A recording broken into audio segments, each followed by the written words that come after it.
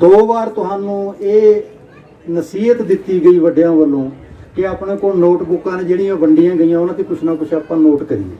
ਕੇਵਲ ਇਹਨਾਂ ਉੱਤੇ ਨਹੀਂ, ਆਪਾਂ ਹਰ ਵਕਤ ਆਪਣੀ ਜੇਬ 'ਚ ਨੋਟਬੁੱਕ ਰੱਖੀਏ ਤੇ ਪੈਨ ਰੱਖੀਏ।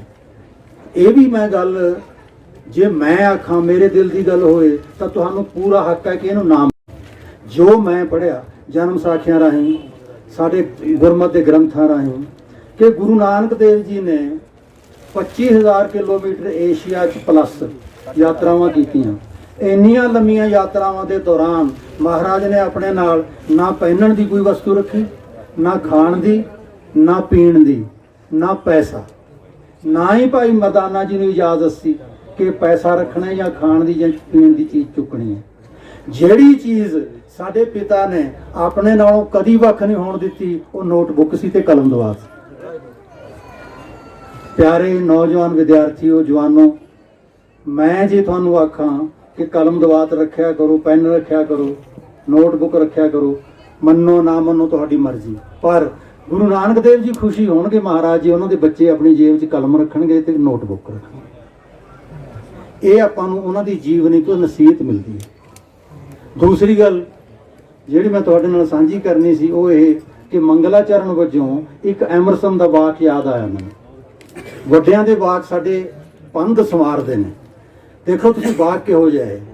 ਐਮਰਸਨ ਲਿਖਦੇ ਨੇ, ਅਧਿਆਪਕ ਕਲਾਸ ਵਿੱਚ ਤਿਆਰੀ ਕਰਕੇ ਜਾਣ, ਵਿਦਿਆਰਥੀ ਆਪਣੇ ਅਧਿਆਪਕ ਦੀ ਗੱਲ ਬਹੁਤ ਧਿਆਨ ਨਾਲ ਸੁਣਨ, ਕਿਉਂਕਿ ਇੱਕ ਸੁੰਦਰ ਵਾਕ ਹਜ਼ਾਰਾਂ ਸਾਲਾਂ ਤੱਕ ਲੱਖਾਂ ਦਿਲਾਂ ਵਿੱਚ ਯਾਤਰਾ ਕਰੇਗਾ।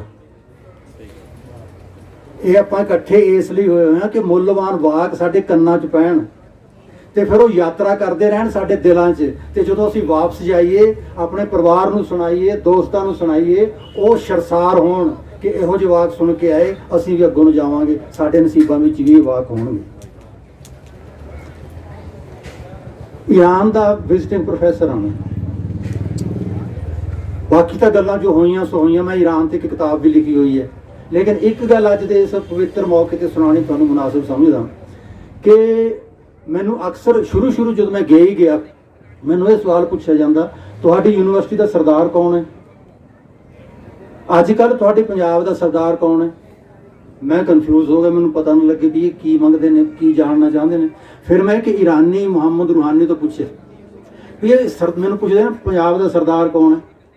ਉਹ ਕਹਿੰਦੇ ਸਰਦਾਰ ਮੈਨੇ ਚੀਫ ਹੁੰਦੇ ਜੀ ਫਾਰਸੀ 'ਚ।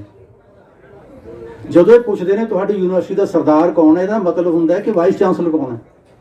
ਜਦੋਂ ਇਹ ਤੁਹਾਡੇ ਤੋਂ ਪੁੱਛਦੇ ਨੇ ਪੰਜਾਬ ਦਾ ਸਰਦਾਰ ਕੌਣ ਹੈ, ਇਹਨਾਂ ਦਾ ਮਤਲਬ ਹੈ ਕਿ ਪੰਜਾਬ ਦਾ ਮੁੱਖ ਮੰਤਰੀ ਕੌਣ ਹੈ। ਮੈਂ ਦੰਗ ਰਹਿ ਗਿਆ ਸਾਧ ਸੰਗਤ ਇਹ ਜਾਣ ਕੇ ਕਿ ਗੁਰੂ ਮਹਾਰਾਜ ਨੇ ਸਾਡੇ ਵਰਗੇ ਰੁਲਦਿਆਂ ਖੁਲਦਿਆਂ ਬੇਇੱਜ਼ਤ ਬੰਦਿਆਂ ਨੂੰ ਚੀਫ ਬਣਾਤਾ। ਜਿਹੜਾ ਸਰਦਾਰ ਜਿੱਥੇ ਮੌਜੂਦ ਹੈ ਉਹ ਚੀਫ ਹੈ ਆਪਣੇ ਥਾਂ। ਦਿਆਲੂ ਹੋ ਕੇ ਮਹਾਰਾਜ ਨੇ ਜਿਹੜਾ ਮੈਨੂੰ ਖਿਤਾਬ ਦਿੱਤਾ ਹੋਇਆ, ਮੈਨੂੰ ਉਹਦੇ ਅਰਥਾਂ ਦਾ ਵੀ ਪਤਾ ਨਹੀਂ ਸੀ।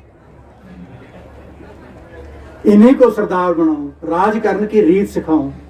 ਇਹ ਹੈ ਗੁਰੂ ਮਹਾਰਾਜ ਦੀ ਸਾਡੇ ਉੱਤੇ ਬਖਸ਼ਿਸ਼। ਤੀਸਰੀ ਗੱਲ ਜਿਹੜੀ ਤੁਹਾਨੂੰ ਕਰਨੀ ਹੈ, ਸੰਖੇਪ 'ਚ ਹੀ ਕਰਨੀਆਂ ਨੇ ਆਪਾਂ ਅੱਜ ਗੱਲਾਂ। 15 ਸਾਲ ਪਹਿਲੋਂ ਭਾਈ ਗੁਲਾਮ ਮੁਹੰਮਦ ਚਾਂਦ ਪੰਜਾਬੀ ਯੂਨੀਵਰਸਿਟੀ 'ਚ ਆਏ, ਰਬਾਬੀ ਕੀਰਤਨੀ। ਮੈਂ ਮੁਖੀ ਸੀ ਡਿਪਾਰਟਮੈਂਟ ਦਾ। ਵਾਈਸ ਚਾਂਸਲਰ ਬੋਪਰ ਆਏ ਨੇ, ਮੈਨੂੰ ਕਿਹਾ ਕਿ ਪ੍ਰੋਫੈਸਰ ਸਾਹਿਬ ਇਹ ਗੁਰੂ ਗੋਬਿੰਦ ਸਿੰਘ ਭਵਨ 'ਚ ਆਪਾਂ ਕੀਰਤਨ ਰਖਵਾਵਾਂਗੇ। ਠੀਕ ਹੈ ਜੀ। ਮੈਂ ਅਰਜ਼ ਕੀਤੀ ਕਿ ਇਹਨਾਂ ਦੇ ਲਿਬਾਸ ਤੋਂ, ਗੱਲਬਾਤ ਤੋਂ ਮੈਨੂੰ ਇਉਂ ਲੱਗਿਆ ਜਿਵੇਂ ਪੈਸੇ ਟਕੇ ਵਜੋਂ ਔਖੇ ਨੇ। ਆਪਾਂ ਕੀ ਕਰ ਸਕਦੇ ਹਾਂ ਵਾਈਸ ਚਾਂਸਲਰ ਸਾਹਿਬ ਇਹਨਾਂ ਵਾਸਤੇ? ਉਹ ਕਹਿੰਦੇ ਆਪਾਂ ਐਂ ਕਰਾਂਗੇ ਕਿ ਹਾਰਮੋਨੀਅਮ ਤੇ ਮੈਂ ਜਾਊਂਗਾ, ਪਹਿਲਾਂ 2000 ਰੁਪਏ ਦਾ ਨੋਟ ਮੈਂ ਰੱਖੂੰਗਾ, ਫਿਰ ਤੁਸੀਂ 1000 ਦਾ ਨੋਟ ਰੱਖ ਦੇਣਾ। ਉਦੋਂ 1000 ਦਾ ਨੋਟ ਚੱਲਦਾ ਸੀ। ਸੰਗਤ ਨੂੰ ਉਤਸ਼ਾਹ ਹੋਏਗਾ, ਸੰਗਤ ਵੀ ਫਿਰ ਮਾਇਆ ਦੇ ਨਾਲ ਮਦਦ ਕਰੇਗੀ। ਫਿਰ ਉਹਨਾਂ ਨੇ ਦੱਸਿਆ ਕਿ ਮੈਂ ਸਰਦਾਰ ਮਨਮੋਹਨ ਸਿੰਘ ਪ੍ਰਧਾਨ ਮੰਤਰੀ ਨਾਲ ਗੱਲ ਕੀਤੀ ਹੈ, ਇਹ ਆਪਣੇ ਕੋਲੋਂ ਵਿਦਾ ਹੋ ਕੇ ਅਗਲੇ ਹਫਤੇ ਬੰਗਲਾ ਸਾਹਿਬ ਕੀਰਤਨ ਕਰਨਗੇ ਤੇ ਸਰਦਾਰ ਮਨਮੋਹਨ ਸਿੰਘ 1 ਲੱਖ ਰੁਪਏ ਦਾ ਚੈੱਕ ਭੇਟ ਕਰਨ ਆਉਣਗੇ। ਭਾਈ ਗੁਲਾਮ ਮੁਹੰਮਦ ਚਾਂਦ ਨੇ ਕੀਰਤਨ ਕੀਤਾ, ਇੰਨਾ ਮਧੁਰ, ਆਸ਼ਾ ਕਰ ਉੱਠੇ ਸੀ। ਕੀਰਤਨ ਕਰਦਿਆਂ ਉਹਨਾਂ ਨੇ ਕਿਹਾ, ਸਾਨੂੰ ਦੱਸਿਆ ਸੰਗਤ ਨੂੰ, ਜਦੋਂ ਅਸੀਂ ਤੁਰਨ ਲੱਗੇ ਪਾਕਿਸਤਾਨ ਚੋਂ ਸਾਨੂੰ ਸਿਆਣਿਆਂ ਨੇ ਰਾਏ ਦਿੱਤੀ, ਮਤ ਦਿੱਤੀ, ਕੀ ਕਰੋਗੇ ਜਾ ਕੇ ਹਿੰਦੁਸਤਾਨ 'ਚ? ਉੱਥੇ ਐਡੇ ਐਡੇ ਵੱਡੇ ਉਸਤਾਦ ਤੁਹਾਡਾ ਕੀ ਮੁਕਾਬਲਾ ਹੈ? ਆਪਾਂ ਉਹਨਾਂ ਦੇ ਮੁਕਾਬਲੇ ਤੇ, ਹਿੰਦੁਸਤਾਨ ਦੀ ਗਾਇਕੀ ਦੇ ਮੁਕਾਬਲੇ ਤੇ ਆਪਾਂ ਬਹੁਤ ਗਰੀਬ ਹਾਂ, ਤੇ ਤੁਹਾਡੇ ਕੋਲ ਤਾਂ ਉਹਨਾਂ ਕੁਝ ਵੀ ਨਹੀਂ ਹੈ ਜਿੰਨਾ ਕੁਝ ਸਾਡੇ ਉਸਤਾਦਾਂ ਕੋਲ ਹੈ। ਤੁਸੀਂ ਉੱਥੇ ਜਾ ਕੇ ਕਰੋਗੇ ਕੀ? ਭਾਈ ਗੁਲਾਮ ਮੁਹੰਮਦ ਚਾਂਦ ਕਹਿੰਦੇ, ਮਾਨਯੋਗ ਸਾਧ ਸੰਗਤ, ਅਸੀਂ ਹੱਥ ਜੋੜ ਕੇ ਇਹ ਕਿਹਾ ਕਰਦੇ ਕਿ ਭਾਈ ਮਰਦਾਨਾ ਜੀ ਕੋਲ ਕੀ ਸੀ? ਭਾਈ ਮਰਦਾਨਾ ਜੀ ਦੀ ਕੀ ਹੈਸੀਅਤ ਸੀ? ਗੁਰੂ ਮਹਾਰਾਜ ਨੇ ਅਸੀਸ ਦੇ ਦਿੱਤੀ। ਜਿੱਥੇ ਕਿਤੇ ਦੁਨੀਆ 'ਚ ਗੁਰੂ ਨਾਨਕ ਦੇਵ ਜੀ ਦਾ ਨਾਮ ਲਿਆ ਜਾਂਦਾ ਹੈ, ਉੱਥੇ ਭਾਈ ਮਰਦਾਨਾ ਜੀ ਦਾ ਨਾਮ ਜ਼ਿਕਰ ਲਾਜ਼ਮੀ ਆਉਂਦਾ ਹੈ। ਇਹ ਕਿਰਪਾ ਕੀਤੀ ਸੀ ਮਹਾਰਾਜ ਨੇ। ਸਾਡੇ ਉੱਪਰ ਵੀ ਦਿਆਲੂ ਹੋਣਗੇ, ਸਾਡੀ ਵੀ ਇੱਜ਼ਤ ਹੋਵੇ। ਫਿਰ ਮੈਂ ਕਿਹਾ, ਤੁਹਾਨੂੰ ਇੰਨੀ ਬਾਣੀ ਕੰਠ ਗੁਰੂ ਗ੍ਰੰਥ ਸਾਹਿਬ ਜੀ ਦੀ, ਦਸਮ ਗ੍ਰੰਥ ਦੀ, ਭਾਈ ਗੁਰਦਾਸ ਜੀ ਦੀ ਇੰਨੀ ਬਾਣੀ ਕੰਠ ਜੀ, ਹੈਰਾਨ ਹੋ ਗਏ ਅਸੀਂ। ਮੈਂ ਕਿਹਾ ਇੰਨੀ ਬਾਣੀ ਕੰਠ? ਕਹਿੰਦੇ 60 ਸਾਲ ਹੋ ਗਏ ਸਾਨੂੰ ਜਿਹੜਿਆਂ ਨੂੰ ਇੱਥੋਂ ਗਿਆ। ਉਦੋਂ 60 ਸਾਲ ਹੋਏ ਸੀ। 60 ਸਾਲਾਂ 'ਚ ਤਾਂ ਰਿਸ਼ਤੇਦਾਰਾਂ ਦੇ ਨਾਂ ਭੁੱਲ ਜਾਂਦੇ ਨੇ ਬੰਦੇ। ਪਿਆਰ ਸੀ ਮਹਾਰਾਜ ਨਾਲ, ਪਿਆਰ ਸੀ ਉਹਨਾਂ ਦੀ ਬਾਣੀ ਨਾਲ। ਕੋਈ ਸੁਣਦਾ ਭਾਵੇਂ ਨਾ ਸੁਣਦਾ, ਅਸੀਂ ਸੁਣਾਉਂਦੇ ਰਹਿੰਦੇ, ਅਸੀਂ ਗਾਉਂਦੇ ਰਹਿੰਦੇ। ਫਿਰ ਉਹ ਕਹਿੰਦੇ ਪ੍ਰਮਾਣ ਦੇਣ ਦਾ ਤਰੀਕਾ ਦੇਖੋ। ਕਹਿੰਦੇ ਸ਼ਬਦ ਗਾਇਆ ਭਾਈ ਗੁਰਦਾਸ ਜੀ ਦਾ ਕਿ ਪੰਚਾਲੀ ਬਾਂਦੀ ਨੂੰ ਕੇਸਾਂ ਤੋਂ ਫੜ ਕੇ ਧਰੂ ਕੇ ਲਿਆ ਰਹੇ ਨੇ ਦਰਬਾਰ 'ਚ। ਦਰਅਸਲ ਆਪਾਂ ਸਾਰੇ ਦਰੋਪਤੀਆਂ, ਕਾਮ, ਕ੍ਰੋਧ, ਮੋਹ, ਲੋਭ, ਹੰਕਾਰ, ਇਹ ਜਿਹੜੇ 5 ਵਿਕਾਰ ਨੇ, ਇਹ ਜਿਹਨੇ ਖਸਮ ਧਾਰਨ ਕਰ ਲਏ, ਉਸ ਗ੍ਰੋਪਤੀ ਦਾ ਚੀਰ ਧਾਰਨ ਹੋਏਗਾ ਹੀ ਹੋਏਗਾ। 5 ਵਿਕਾਰ, ਇਹ 5 ਖਸਮ ਸਾਰੇ ਦਰੋਪਤੀਆਂ ਸੀ। ਜਿਹੜੀ ਦਰੋਪਤੀ ਇਹ ਵਿਕਾਰ ਖਸਮ ਧਾਰਨ ਕਰੇਗੀ, ਉਹਦਾ ਚੀਰ ਹਰਨ ਹੋਏਗਾ। ਤੋ ਇੱਕ ਯਾਦ ਜਿਹੜੀ ਉਹਨਾਂ ਨੇ ਸਾਡੇ ਨਾਲ ਪੁਰਾਣੀ ਸ਼ੇਅਰ ਕੀਤੀ, ਐਡਾ ਵਿਸ਼ਾਲ ਦਿਲ ਹੈ ਗੁਰੂ ਪੰਥ ਖਾਲਸਾ। ਕਹਿਣ ਲੱਗੇ ਕਿ ਮੇਰੀ ਉਮਰ ਉਦੋਂ 9 ਸਾਲ ਦੀ ਸੀ ਜਦੋਂ ਮੈਂ ਵੱਡੇ ਚਾਚਾ ਚਾਂਦ ਨਾਲ ਕੀਰਤਨ ਕਰਨ ਵਾਸਤੇ ਦਰਬਾਰ ਸਾਹਿਬ ਆਉਂਦਾ। ਅਜੇ ਸਾਡੀ ਵਾਰੀ ਆਈ ਨਹੀਂ ਹੁੰਦੀ ਸੀ, ਸਾਡਾ ਟਾਈਮ ਅਜੇ ਬਕਾਇਆ ਹੁੰਦਾ ਸੀ। ਨਮਾਜ਼ ਪੜ੍ਹਨ ਦਾ ਵਕਤ ਹੋ ਜਾਂਦਾ, ਅਸੀਂ ਪਰਿਕਰਮਾ 'ਚ ਸਫ਼ ਵਿਛਾਉਂਦੇ, ਪਹਿਲਾਂ ਨਮਾਜ਼ ਪੜ੍ਹਦੇ, ਫਿਰ ਸਾਡਾ ਕੀਰਤਨ ਕਰਨ ਦਾ ਵਕਤ ਹੋ ਜਾਂਦਾ, ਫਿਰ ਅਸੀਂ ਕੀਰਤਨ ਕਰਨ ਲੱਗ ਜਾਂਦੇ। ਇਹ ਕੇਵਲ ਗੁਰੂ ਨਾਨਕ ਦੇਵ ਜੀ ਸਦਕਾ ਸੰਭਵ ਹੈ। ਭਾਈ ਚਾਂਦ ਨੇ ਸਾਨੂੰ ਯਾਦ ਕਰਾਇਆ। ਆਪਾਂ ਇਹ ਪਰੰਪਰਾਵਾਂ ਹੁਣ ਬੰਦ ਕਰ ਦਿੱਤੀਆਂ। ਇਸ ਗੱਲ ਦਾ ਅਫਸੋਸ ਹੋਇਆ। ਬਸ ਅਖੀਰ 'ਚ ਅੱਜ ਦੇ ਦਿਨ ਮੈਂ ਜ਼ਿਆਦਾ ਸਮਾਂ ਨਹੀਂ ਲਵਾਂਗਾ, ਕਿਉਂਕਿ ਮੈਨੂੰ ਪਤਾ ਮੈਂ ਵੀ ਥੱਕ ਗਿਆ ਸੀ ਬੈਠਾ ਬੈਠਾ, ਤੁਸੀਂ ਵੀ ਥੱਕੇ ਹੋਏ। ਅਫਜ਼ਲ ਅਹਿਸਨ ਰੰਧਾਵਾ ਲਾਹੌਰ ਹਾਈ ਕੋਰਟ ਦੇ ਨਾਮਵਰ ਵਕੀਲ ਸਨ, ਪੰਜਾਬੀ ਦੇ ਉੱਘੇ ਨਾਵਲਕਾਰ ਤੇ ਕਹਾਣੀਕਾਰ। ਮੈਂ ਡਿਪਾਰਟਮੈਂਟ 'ਚ ਸਵੇਰੇ ਡਿਊਟੀ ਤੇ ਆਇਆ, ਸਕੂਟਰ ਸਟੈਂਡ ਤੇ ਲਾਇਆ, ਦੇਖਿਆ ਵਾਈਸ ਚਾਂਸਲਰ ਦੇ ਦਫ਼ਤਰ ਦੇ ਸਾਹਮਣੇ ਉਹ ਟਹਿਲ ਰਹੇ ਸਨ ਇਕੱਲੇ। ਮੈਂ ਉਹਨਾਂ ਨੂੰ ਟੀਵੀ ਤੇ ਵੀ ਦੇਖਿਆ ਸੀ ਤੇ ਮੈਂ ਉਹਨਾਂ ਦਾ ਪਾਠਕ ਵੀ ਹਾਂ। ਮੈਂ ਉਹਨਾਂ ਕੋਲ ਚਲਾ ਗਿਆ। ਮੈਂ ਕਿਹਾ, ਰੰਧਾਵਾ ਸਾਹਿਬ ਸਲਾਮ ਅਲੈਕਮ। ਕਹਿਣ ਲੱਗੇ ਸਤਿ ਸ੍ਰੀ ਅਕਾਲ। ਜੱਫੀ ਪਾ ਕੇ ਮੇਰੇ 6.25 ਫੁੱਟ ਲੰਮਾ ਕੱਦ ਉਹਨਾਂ ਦਾ ਸੀ। ਮੈਂ ਕਿਹਾ, ਮੈਂ ਤੁਹਾਡਾ ਪਾਠਕ ਹਾਂ, ਮੈਂ ਤੁਹਾਡੀਆਂ ਸਾਰੀਆਂ ਲਿਖਤਾਂ ਪੜ੍ਹੀਆਂ ਹੋਈਆਂ। ਉਹ ਮੇਰਾ ਡਿਪਾਰਟਮੈਂਟ ਹੈ, ਉੱਥੇ ਤੁਹਾਨੂੰ ਲੈ ਕੇ ਜਾਣਾ। ਜੇ ਤੁਹਾਡੇ ਕੋਲ ਵੇਲ ਹੈ, ਤੁਹਾਡੇ ਨਾਲ ਚਾਹ ਪੀਵਾਂਗੇ, ਫੋਟੋ ਖਿਚਵਾਵਾਂਗੇ, ਤੁਸੀਂ ਦਾਨਸ਼ਵਰ ਹੋ, ਤੁਹਾਡੀਆਂ ਗੱਲਾਂ ਸੁਣਾਂਗੇ। ਕਹਿਣ ਲੱਗੇ, ਮੈਂ ਤਾਂ ਸਾਰੇ ਕੰਮ ਕੱਲ੍ਹ ਨਿਬੇੜ ਲੈਣੇ, ਚਲੋ ਚੱਲੀਏ ਜਿੱਥੇ ਚੱਲਣਾ। ਮੈਂ ਲੈ ਆਇਆ। 20 ਕੁ ਪ੍ਰੋਫੈਸਰ, 60 ਕੁ ਵਿਦਿਆਰਥੀ, ਅਸੀਂ ਇਕੱਠੇ ਹੋ ਗਏ, ਚਾਹ ਪਾਣੀ ਪੀਤਾ। ਮੈਂ ਉਹਨਾਂ ਨੂੰ ਪੁੱਛਿਆ, ਤੁਹਾਡੀਆਂ ਸਾਰੀਆਂ ਕਹਾਣੀਆਂ ਦੇ ਤੇ ਨਾਵਲਾਂ ਦੇ ਹੀਰੋ ਸਿੱਖ ਨੇ, ਤੇ ਮਾਮੂਲੀ ਸਿੱਖ ਨਹੀਂ, ਸ਼ਾਨਦਾਰ ਸਿੱਖ। ਇਹੋ ਜਿਹੇ ਸ਼ਾਨਦਾਰ ਸਿੱਖ ਆਪਣੀਆਂ ਕਹਾਣੀਆਂ 'ਚ ਤੇ ਨਾਵਲਾਂ 'ਚ ਚਿੱਤਰਨੇ ਨੇ। ਇਹ ਤੁਹਾਡੇ ਮਨ 'ਚ ਕਿਵੇਂ ਆਇਆ? ਤੁਸੀਂ ਸਿੱਖਾਂ ਨੂੰ ਪ੍ਰੇਮ ਕਦੋਂ ਕਰਨ ਲੱਗੇ ਸੀ? ਕਿਉਂ ਕਰਨ ਲੱਗੇ ਸੀ? ਹੱਸ ਪਏ। ਉਹ ਕਹਿੰਦੇ, ਮੈਂ ਸਿੱਖਾਂ ਨੂੰ ਪਿਆਰ ਕਿਉਂ ਨਾ ਕਰਾਂ, ਮੈਂ ਸਿੱਖ ਵਾਂ। ਮੈਂ ਕਿਹਾ, ਤੁਸੀਂ ਸਿੱਖ ਕਿਵੇਂ ਹੋ? ਕਹਿਣ ਲੱਗੇ, ਤੁਸੀਂ ਕਦੀ ਜਨਮ ਸਾਖੀਆਂ ਦਾ ਪਾਠ ਕੀਤਾ? ਮੈਂ ਕਿਹਾ, ਮੇਰੇ ਜਿੰਨਾ ਘੱਟ ਕੀਤਾ ਹੋਊ ਕਿਸੇ ਨੇ। ਕਹਿਣ ਲੱਗੇ, ਜਨਮ ਸਾਖੀਆਂ 'ਚ ਇੱਕ ਗੁਰੂ ਦੇ ਸਿੱਖ, ਗੁਰੂ ਨਾਨਕ ਦੇਵ ਜੀ ਦਾ ਸਿੱਖ ਅਜਿੱਤਾ ਰੰਧਾਵਾ, ਉਹਦਾ ਜ਼ਿਕਰ ਆਉਂਦਾ। ਪੜ੍ਹੇ? ਮੈਂ ਕਿਹਾ, ਪੜ੍ਹੇ ਜੀ। ਕਹਿਣ ਲੱਗੇ, ਮੈਂ ਆ ਅਫਜ਼ਲ ਅਹਿਸਨ ਰੰਧਾਵਾ, ਉਹ ਮੇਰੇ ਪੜਦਾਦਾ ਜੀ ਸਨ। ਫਿਰ ਉਹਨਾਂ ਨੇ ਪ੍ਰੋਫੈਸਰਾਂ ਨੂੰ ਤੇ ਵਿਦਿਆਰਥੀਆਂ ਨੂੰ ਇਹ ਘਟਨਾ ਸੁਣਾਈ। ਮਹਾਰਾਜ ਕਰਤਾਰਪੁਰ ਵਿਖੇ ਜਿੱਥੇ ਟਿਕਾਣਾ ਕੀਤਾ, ਉੱਥੇ ਅਜਿੱਤੇ ਰੰਧਾਵੇ ਦਾ ਖੂਹ ਹੈ। ਆਪਾਂ ਜਦੋਂ ਦਰਸ਼ਨ ਕਰਨ ਜਾਂਦੇ ਹਾਂ, ਆਲੇ ਦੁਆਲੇ ਦੇ ਖੂਹਾਂ ਦਾ ਪਾਣੀ ਉੱਤਰ ਵੀ ਚੁੱਕਿਆ ਤੇ ਮਿੱਠਾ ਵੀ ਨਹੀਂ ਰਿਹਾ, ਉਸ ਖੂਹ ਦਾ ਪਾਣੀ ਮਿੱਠਾ ਹੈ।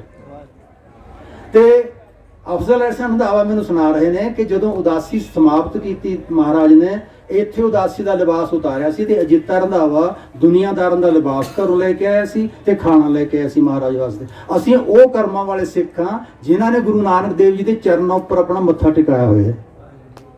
ਤੇ ਫਿਰ ਅਸੀਂ ਬੇਨਤੀ ਕੀਤੀ, ਸਾਡੇ ਪੜਦਾਦੇ ਨੇ, ਮਹਾਰਾਜ ਉੱਥੇ ਤਾਂ ਹੁਣ ਕੋਈ ਰਿਹਾ ਨਹੀਂ, ਤਲਵੰਡੀ ਤਾਂ ਹੁਣ ਉੱਥੇ ਕੀ ਜਾਣਾ, ਇਹਨਾਂ ਉਜਾੜ ਧਰਤੀਆਂ ਨੂੰ ਆਬਾਦ ਕਰੋ, ਸਾਡੀ ਬੇਨਤੀ ਮੰਨੋ। ਫਿਰ ਇੱਥੇ ਟਿਕਾਣਾ ਕੀਤਾ ਸੀ, ਜਿਹਨੂੰ ਆਪਾਂ ਕਰਤਾਰਪੁਰ ਆਖਦੇ ਹਾਂ, ਡੇਰਾ ਬਾਬਾ ਨਾਨਕ ਆਖਦੇ ਹਾਂ, ਰਾਵੀ ਦੇ ਦਰਿਆ ਦੇ ਕਿਨਾਰੇ ਦੋਵੇਂ ਪਾਸੇ। ਇਹ ਮੁਸਲਮਾਨ ਮੁਰੀਦਾਂ ਨੇ ਮਹਾਰਾਜ ਨੂੰ ਦਿੱਤੀ। ਉਦੋਂ ਮੁਸਲਮਾਨ ਨਹੀਂ ਹੋਣਗੇ ਜੇ ਤਰੰਦਾਵਾ ਸੰਭਵ ਹੈ ਜੇ ਇਸਲਾਮ 'ਚ ਨਾ ਆਇਆ ਹੋਵੇ, ਲੇਕਿਨ ਅਫਜ਼ਲ ਹਸਨ ਰੰਧਾਵਾ ਵੇਲੇ ਤੱਕ ਉਹ ਆ ਚੁੱਕੇ ਸੀ। ਤੋ ਇਹ ਨੇ ਸਾਡੀਆਂ ਵਡਿੱਤਣਾ, ਸਾਡੇ ਵਡੇਰਿਆਂ ਨੇ, ਸਾਡੇ ਪਿਤਾਮਿਆਂ ਨੇ ਸਾਨੂੰ, ਜਿਨ੍ਹਾਂ ਦੇ ਵਿੱਚ ਕੋਈ ਗੁਣ ਨਹੀਂ ਸੀ, ਦਿੱਤੀਆਂ ਤਾਂ ਕਿ ਸਾਡੀਆਂ ਇੱਜ਼ਤਾਂ ਬਣਨ, ਤੇ ਉਹਨਾਂ ਸਦਕਾ ਅਸੀਂ ਅੱਜ ਕਾਇਮ ਆ, ਸਾਡੀਆਂ ਇੱਜ਼ਤਾਂ ਕਾਇਮ ਨੇ। ਤੇ ਵਿਸ਼ਵਾਸ ਰੱਖੋ, ਰਾਜ ਭਾਗ ਮਹਾਰਾਜ ਜਦੋਂ ਚਾਹਣ ਉਹਦੀ ਬਖਸ਼ ਦੇਣਗੇ। ਇਹ ਚੀਜ਼ਾਂ ਇਹੋ ਜਿਹੀਆਂ ਨੇ ਕਿ ਇੱਕ ਕਿਤਾਬ ਹੈ ਬੇਗਮਾਤ ਕੇ ਆਂਸੂ, ਮੁਹੰਮਦ ਸ਼ਰਰ ਨੇ ਉਹਨਾਂ ਲੋਕਾਂ ਦੀ ਇੰਟਰਵਿਊ ਕੀਤੀ ਸੀ ਜਿਹੜੇ 1857 ਦੇ ਯੁੱਧ 'ਚ ਬਚ ਗਏ ਸੀ, ਰਾਇਲ ਫੈਮਿਲੀ 'ਚੋਂ ਬੰਦੇ। ਅੰਗਰੇਜ਼ਾਂ ਨੂੰ ਇਹ ਮਤ ਦਿੱਤੀ ਉਹਨਾਂ ਦੇ ਸਲਾਹਕਾਰਾਂ ਨੇ ਕਿ ਹੁਣ ਤਾਂ ਤੁਸੀਂ ਹਿੰਦੁਸਤਾਨ ਫਤਿਹ ਕਰ ਲਿਆ, ਹੁਣ ਮੁਸਲਮਾਨਾਂ ਨਾਲ ਦੁਸ਼ਮਣੀ ਕਾਹਦੀ, ਹੁਣ ਤਾਂ ਤੁਹਾਡੀ ਪਰਜ ਹੈ, ਤੁਸੀਂ ਉਹਨਾਂ ਨੂੰ ਵਜ਼ੀਫੇ ਲਾਓ, ਉਹਨਾਂ ਨਾਲ ਦੋਸਤੀਆਂ ਕਰੋ, ਉਹਨਾਂ ਦੇ ਦੁੱਖਾਂ 'ਚ ਸ਼ਾਮਲ ਹੋ, ਇੱਕ ਡਿਨਰ ਦਿਓ, ਦਾਵਤ ਦਿਓ ਬਹੁਤ ਵੱਡੀ। ਫਿਰ ਇਹ ਅਰੇਂਜ ਕੀਤਾ ਸੀ। ਅੰਗਰੇਜ਼ ਅਫਸਰ ਹਿੰਦੁਸਤਾਨੀ ਦੁਭਾਸ਼ੀ ਨੂੰ ਨਾਲ ਲੈ ਕੇ ਉਹਨਾਂ ਲੋਕਾਂ ਨੂੰ ਲੱਭਦੇ ਤੇ ਮਿਲਦੇ ਫਿਰਦੇ ਸੀ ਜਿਹੜੇ ਮੁਗਲ ਦਰਬਾਰ ਦੇ ਵਿੱਚ ਕਦੀ ਰਾਇਲ ਫੈਮਿਲੀ ਦੇ ਮੈਂਬਰ ਸਨ। ਦੱਸ ਪਈ ਗੋਰੇ ਨੂੰ ਕਿ ਇੱਕ ਮਾਈ ਹੈ, ਇਕੱਲੀ ਰਹਿ ਰਹੀ ਹੈ, ਝੌਂਪੜੀ ਨੁਮਾ ਇੱਕ ਛੱਤ ਹੈ ਉਹਦੀ। ਦੁਭਾਸ਼ੀ ਨੂੰ ਨਾਲ ਲੈ ਕੇ ਮਾਈ ਨੂੰ ਮਿਲਣ ਚਲਾ ਗਿਆ। ਕੰਧ ਦੇ ਨਾਲ ਇੱਕ ਲੱਕੜਾਂ ਦੀ ਉੱਪਰ ਘਾਹ ਫੂਸ ਦੀ ਛੱਤ ਪਾਈ ਸੀ, ਇੱਕ ਚੁੱਲ੍ਹਾ ਸੀ, ਹੇਠਾਂ ਘੜਾ ਪਾਣੀ ਦਾ ਸੀ, ਤੇ ਉਹ ਮਾਲਾ ਫੇਰ ਰਹੀ ਸੀ। ਅੰਗਰੇਜ਼ ਨੇ ਦੁਭਾਸ਼ੀ ਰਾਹੀਂ ਦੱਸਿਆ ਕਿ ਤੁਹਾਨੂੰ ਸੱਦਾ ਦੇਣ ਆਏ ਨੇ ਮਹਿਲ ਦਾ, ਖਾਣਾ ਦੇਣਗੇ, ਉੱਥੇ ਮਨੋਰੰਜਨ ਦਾ ਪ੍ਰੋਗਰਾਮ ਵੀ ਹੈ, ਫਿਰ ਤੁਹਾਨੂੰ ਵਜ਼ੀਫੇ ਲਾਣਗੇ, ਤੁਹਾਡੇ ਬੁਢਾਪੇ ਦੇ ਵਿੱਚ ਤੰਗੀਆਂ ਕੱਟੀਆਂ ਜਾਣਗੀਆਂ, ਤੁਸੀਂ ਆਇਓ। ਉਹ ਕਹਿਣ ਲੱਗੀ ਮੈਂ ਨਹੀਂ ਜਾਂਦੀ। ਗੋਰੇ ਨੇ ਪੁੱਛਿਆ ਸਾਨੂੰ ਪਤਾ ਲੱਗਿਆ ਵੀ ਤੁਸੀਂ ਲੰਮਾ ਸਮਾਂ ਰਹੇ ਮਹਿਲ 'ਚ। ਉਹ ਕਹਿਣ ਲੱਗੀ 35 ਸਾਲ ਰਹੀ ਮੈਂ ਮਹਿਲ 'ਚ। ਫਿਰ ਜਿੱਥੇ ਇੰਨਾ ਲੰਮਾ ਸਮਾਂ ਰਹਿੰਦੇ ਰਹੀਏ, ਉਹ ਥਾਵਾਂ ਨੂੰ ਤਾਂ ਪਿਆਰ ਹੋ ਜਾਂਦਾ, ਉਹ ਦੁਬਾਰਾ ਦੇਖਣ ਨੂੰ ਤੇ ਜਾਣ ਨੂੰ ਦਿਲ ਕਰਦਾ ਉੱਥੇ, ਤੁਹਾਡਾ ਕਿਉਂ ਨਹੀਂ ਦਿਲ ਕਰਦਾ? ਮਾਈ ਕਹਿੰਦੀ ਜਦੋਂ ਮੈਂ ਮਹਿਲ 'ਚ ਰਹਿੰਦੀ ਹੁੰਦੀ ਸੀ ਮੈਨੂੰ ਇਹ ਲੱਗਦਾ ਹੁੰਦਾ ਕਿ ਇਹ ਮਹਿਲ ਉਹਦਾ ਹੈ, ਇੱਕ ਦਿਨ ਉਹਨੂੰ ਵੀ ਪਤਾ ਲੱਗ ਜਾਏਗਾ ਕਿ ਇਹ ਮਹਿਲ ਉਹਦਾ ਵੀ ਨਹੀਂ। ਸੋ ਮਾਨਯੋਗ ਸਾਧ ਸੰਗਤ, ਇਹ ਮਹਿਲ, ਇਹ ਕਿਲੇ ਉਹਦੇ ਨੇ ਜਿਹਦੇ ਉੱਤੇ ਮਹਾਰਾਜ ਮਿਹਰਬਾਨ ਹੋਣ। ਆਪਾਂ ਬੰਦਗੀ ਕਰਾਂਗੇ, ਉਹਨਾਂ ਦੇ ਚਰਨਾਂ 'ਚ ਅਰਦਾਸ ਕਰਾਂਗੇ, ਸਾਨੂੰ ਸ਼ਾਨਾਂ ਉਹੀ ਮਿਲਣਗੀਆਂ ਜਿਹੜੀਆਂ ਉਹ ਚਾਹੁੰਦੇ ਨੇ ਆਪਾਂ ਨੂੰ ਦੇਣੀਆਂ। ਆਪਾਂ ਹਾਲੇ ਹੱਕਦਾਰ ਨਹੀਂ ਹੋਏ, ਆਪਾਂ ਹੱਕਦਾਰ ਹੋਵਾਂਗੇ। ਇੰਨੀਆਂ ਕੁ ਬੇਨਤੀਆਂ ਅੱਜ ਦੇ ਉਦਘਾਟਨੀ ਸਮਾਰੋਹ 'ਚ ਮਨਜ਼ੂਰ ਕਰੋ। ਅਗਲੇ ਟੈਕਨੀਕਲ ਸੈਸ਼ਨਾਂ 'ਚ ਤੁਹਾਡੇ ਰੂਬਰੂ ਫਿਰ ਹੋਵਾਂਗੇ। ਬਹੁਤ ਮਿਹਰਬਾਨੀ। ਵਾਹਿਗੁਰੂ ਜੀ ਕਾ ਖਾਲਸਾ, ਵਾਹਿਗੁਰੂ ਜੀ ਕੀ ਫਤਿਹ।